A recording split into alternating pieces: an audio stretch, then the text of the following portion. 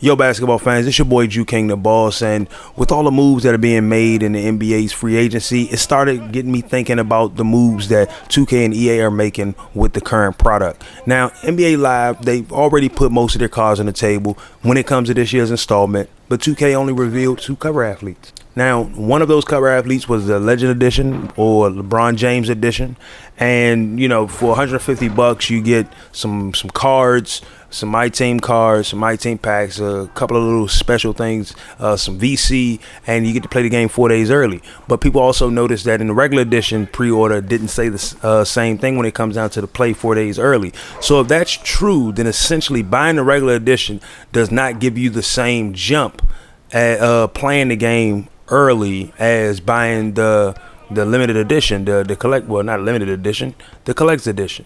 And that's a problem because right then and there, you're already saying that we still are just money focused first.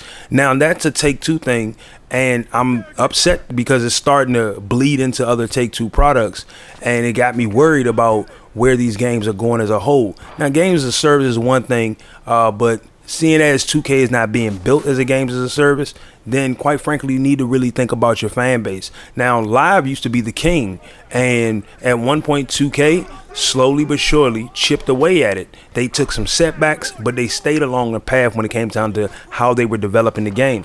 And ultimately, they beat Live, forced Live into submission, forced Live out of commission. And then Live started slowly coming back. So it makes you wonder what went wrong.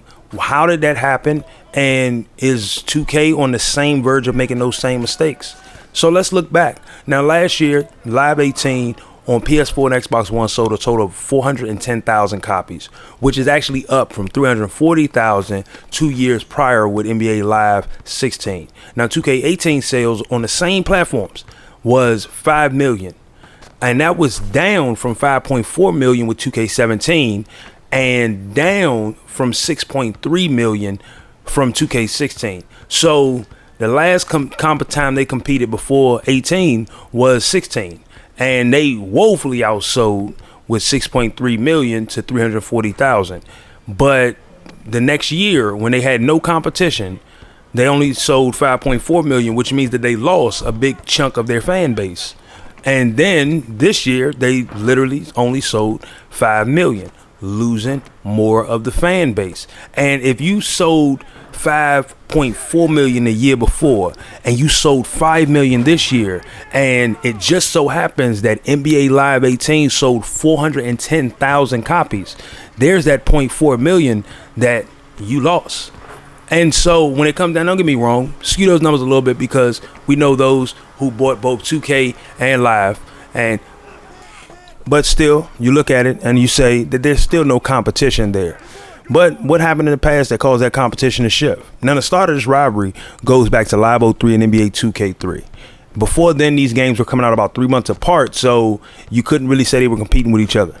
But Live 03 sold 1.6 million on P2 and 360,000 on the OG Xbox. 2K3 sold 1.05 million on P2 and 320,000 on Xbox. There's not really much wiggle room between the two of these consoles, and they both released on October 8th. Now, NBA Live 04 sold 2 million copies on P2 and 500,000 on the OG Xbox. And the downfall for ESPN basketball, because that's what it was called at this moment. So instead of NBA 2K4, it was called ESPN basketball, and it sold only 270,000 copies on PS2, 540,000 on the OG Xbox, and they released within a week of each other. Now the problem is that EA thought that right then and there that they were starting to pull away and they were starting to win, and at the same time 2K realized that they were losing because they decided to try to change the name to something new. And so they lost the ESPN license. So they had to change the name to NBA 2K5, which if I'm correct, you look back, if I'm correct, the reason why they called it ESPN NBA basketball was due to that being the last year of that license. So no, because the ESPN license was also in 2K5. So in 2K5, Live 05 would sell 2.59 million on P2 and 900,000 on Xbox. NBA 2K5 would sell 1.5 million on P2 and 950,000 on Xbox. Now these sales were also skewed due to the fact that NBA 2K decided to bounce back. They needed to cut the cost, so they cut the price of the game in hopes of gaining more fanfare for the cheaper option. And they had to realize, they played the long game and said, hey, look, we know that we're doing something good with this game. We need to just kind of give ourselves a little more edge, so we're going to cut the price.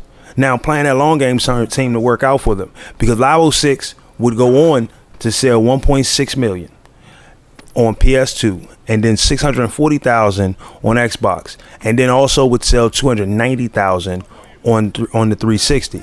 Now 2K6 sold only 880,000 on PS2, 360,000 on Xbox, and 230,000 on the Xbox 360.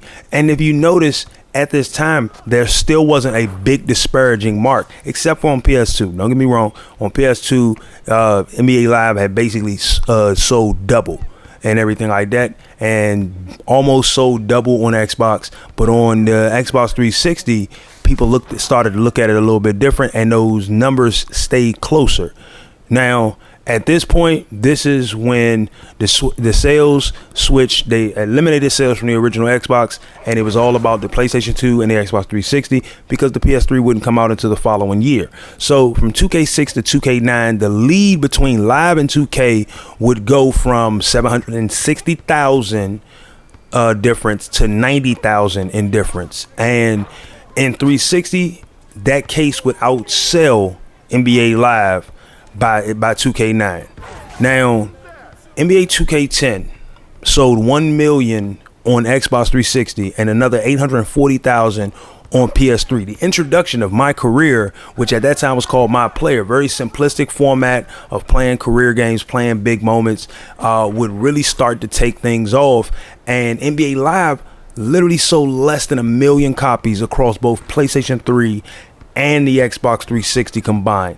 And it was the last Live we would see for a while, because we all know what happened. They changed the name to NBA 11 Elite. That never came out. But during this time frame, what did 2K do? So 2K would take advantage of the factor that they had no competition. 2K11 would release with a very empty market, sell 2.1 million copies on 360, 1.8 million on the PlayStation 3. Now, here's what's so significant, because 2K11 was the first actual basketball game that had actual Michael Jordan's likeness in the game, and it was licensed to be in the game. Well, if I'm correct, the first one since an old Sega game. And I'm not talking about old NBA Live. NBA Live never had Jordan's likeness, because at the time that they wanted to have Jordan's likeness, Jordan's likeness was owned by Jordan, and it was sold to another company. So it was a really weird thing for Live, and they couldn't help themselves at this point in time. You know, 2K11 would add game modes that would allow you to focus on key moments of Jordan's career and utilize the ability of playing online and have different versions of Jordan at different states in his career. And so they utilized that as a stepping stone. And then 2K12 will go on to sell 2.6 million on 360, 2.1 million on PlayStation 3. Now, over the next few iterations, we watched these numbers climb because there was no real competition. So NBA Live 14 would be the one that makes the return and sell 500,000 copies when it released. Well, yes, it would sell roughly 500,000 copies when it released in 2013, but once again, 500,000 to 5 million, 4 million, 2K was destroying them. And then NBA Live 15 came out, and that would sell less than 500,000. And then we got to Live 16, which sold 340,000. And Live 16 selling 340,000 to 6.3 million.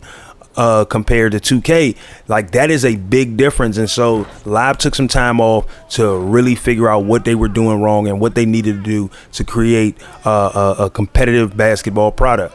And so with Live 18, I believe they did a decent job. Yes, of course, there's still animation problems. Of course, there's still, you know, some visual problems. But at the end of the day, they had the gameplay there. For the most part, the rules were intact. There are some problems with some of the calls being called, but over the course of the season, over the course of the year, they always added new content packs that you would have a reason to go and play your little career team up with in the Pro-Am, run the live run, and really had things for you to go out and get and chase. And one of the biggest things, to me, one of the biggest things about live was the fact that even though NBA Live itself had a microtransaction option, that was for Live Ultimate Team, and it wasn't something that bleeded in to the career portion of it. So if you were a person who liked to play Ultimate Team but also liked to play My Career, you didn't have to look at your coin and penny pinch between the two,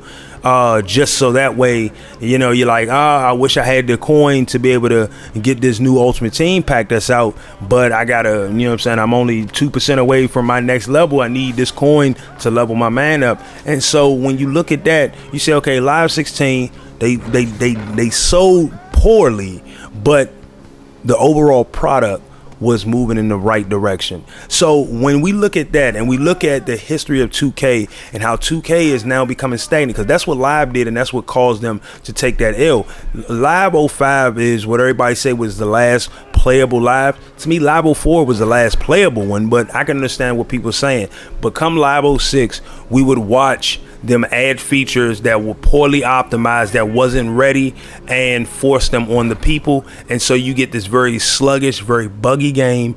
And at that point in time, though Live was still able to make sales between those years, 2K would continue to work on optimizing their product and making it better. 2K would then go in to add the ability to utilize the right stick for crossovers, because that's what we were used to on Live. And so you still had those who played the original way that they used to play on 2K, but because you had the ability to mimic the Live control stick, that gave people a reason to say, okay, well, let me jump in on this 2K because everybody's playing it. They're playing online with it. It seems like it's fun.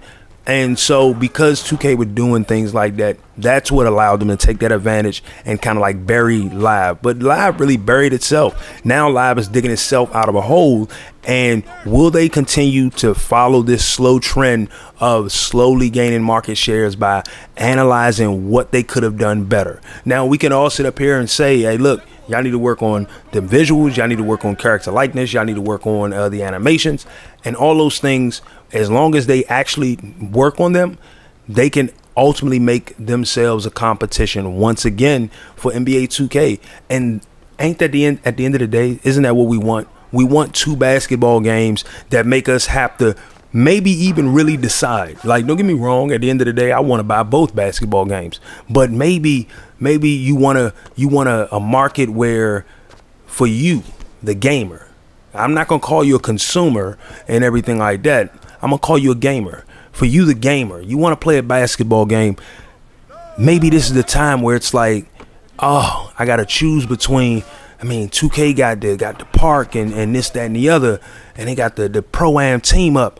But Live got the live run with the real parks. And you're not looking at which one has the better animations. You won't look at, because if they get to the point where both of these games have similar fluid animations, you won't be looking at the animations as your selling point. You won't be looking at the graphical integrity as your selling point. Graphics are always a great thing. Realism is always a good thing. But ultimately, these things mean nothing without dominant gameplay to support it, without a fun factor to engage the audience. So I want to see Live continue to take this route. I believe that if they take this route over the next couple of years, they could, over the next couple, like I'm saying two, I'm real live saying over the next couple of years, we can see them really take a shot at the throne. You know, now as far as that's my take on the entire thing.